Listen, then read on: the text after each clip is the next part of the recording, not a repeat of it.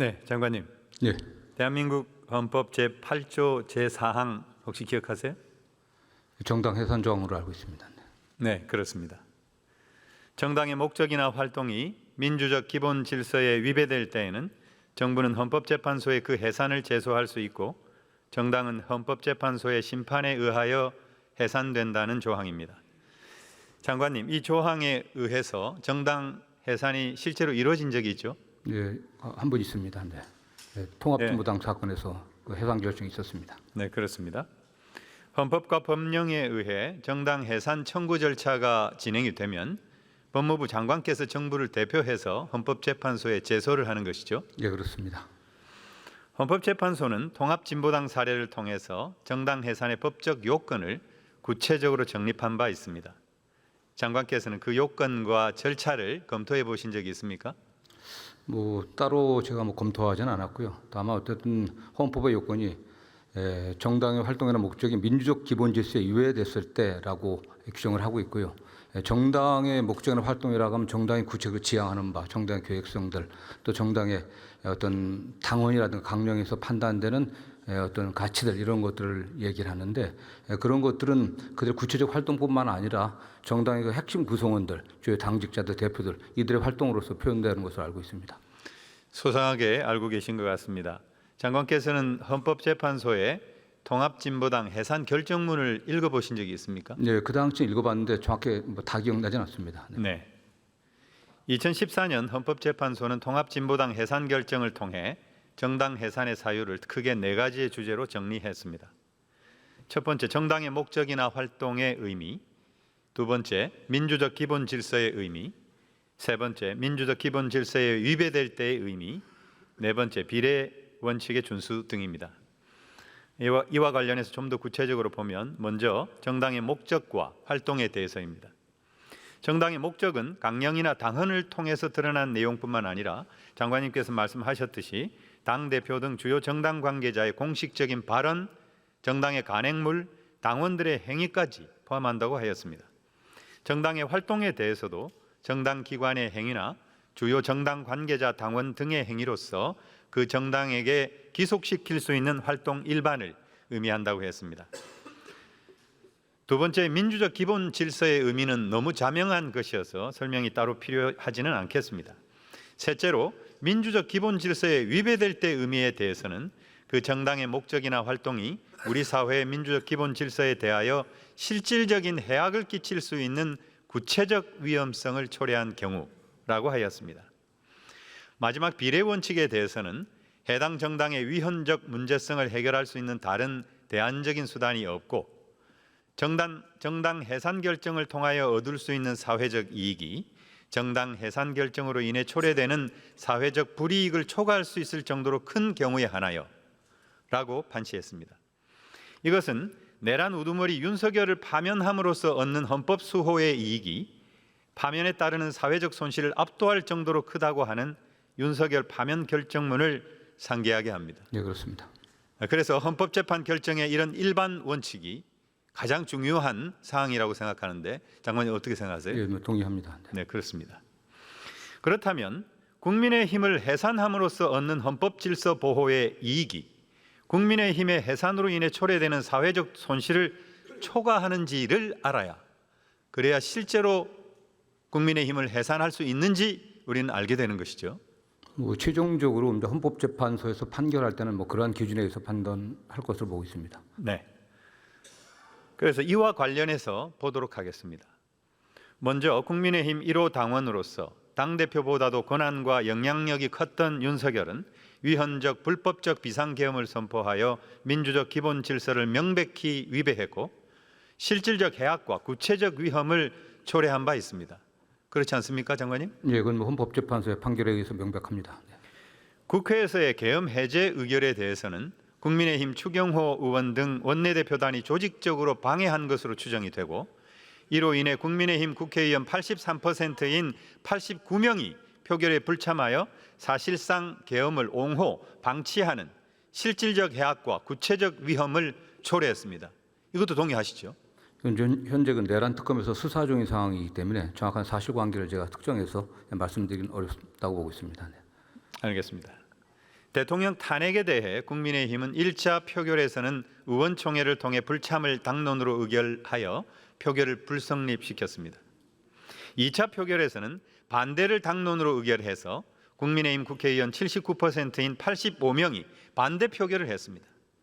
계엄을 실행한 대통령을 옹호, 방탄하는 민주적 기본 질서에 반하는 국민 배신 행위를 저질렀다. 저는 이렇게 판단합니다.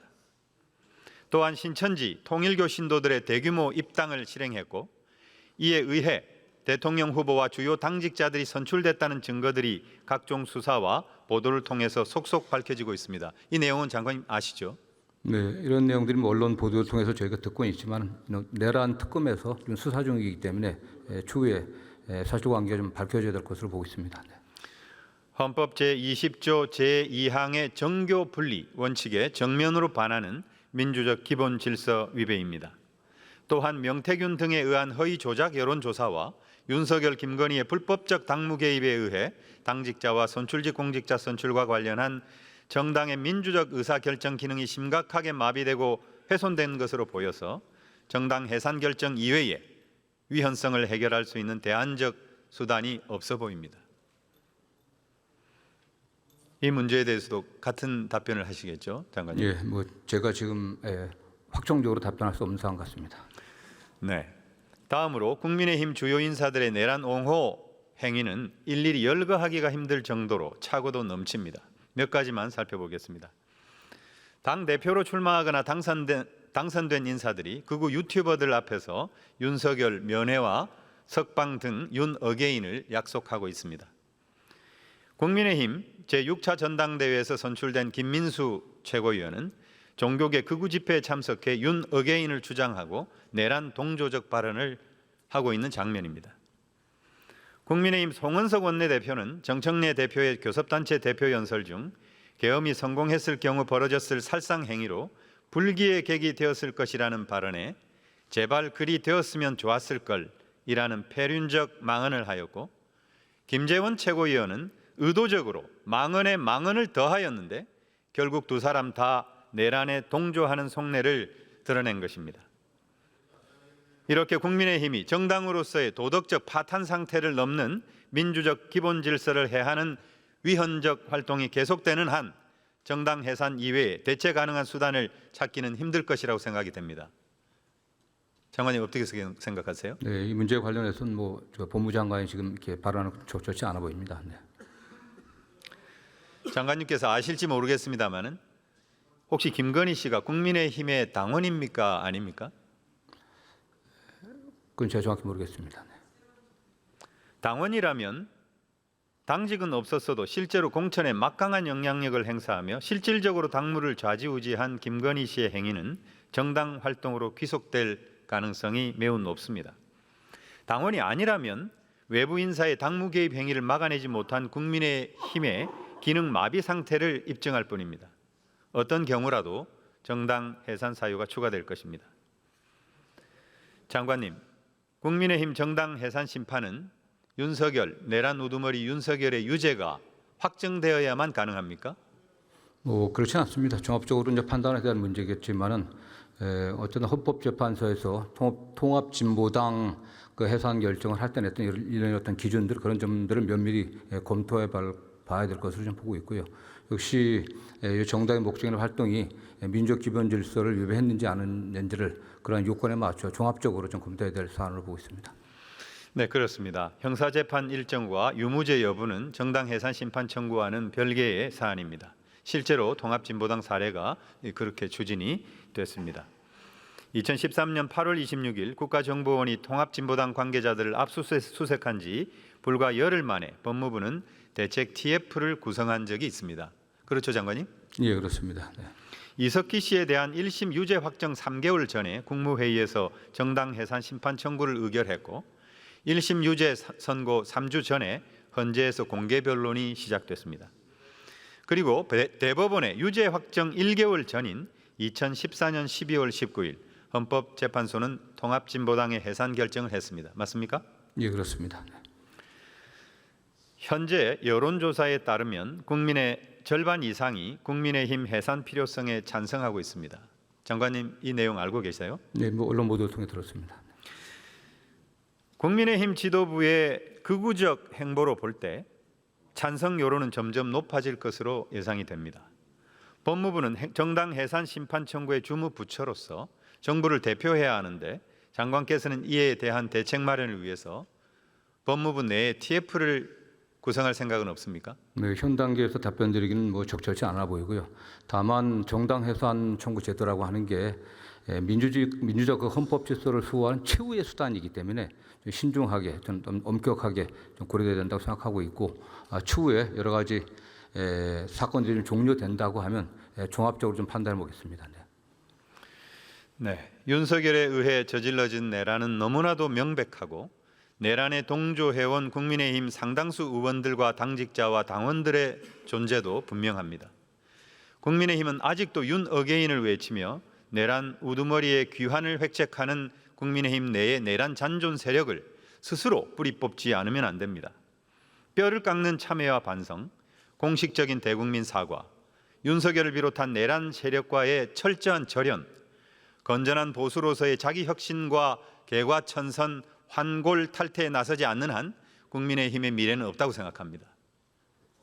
장관님 동의하시죠? 네, 그거는 뭐 장관이 답변할 사안은 아닌 것 같습니다. 네.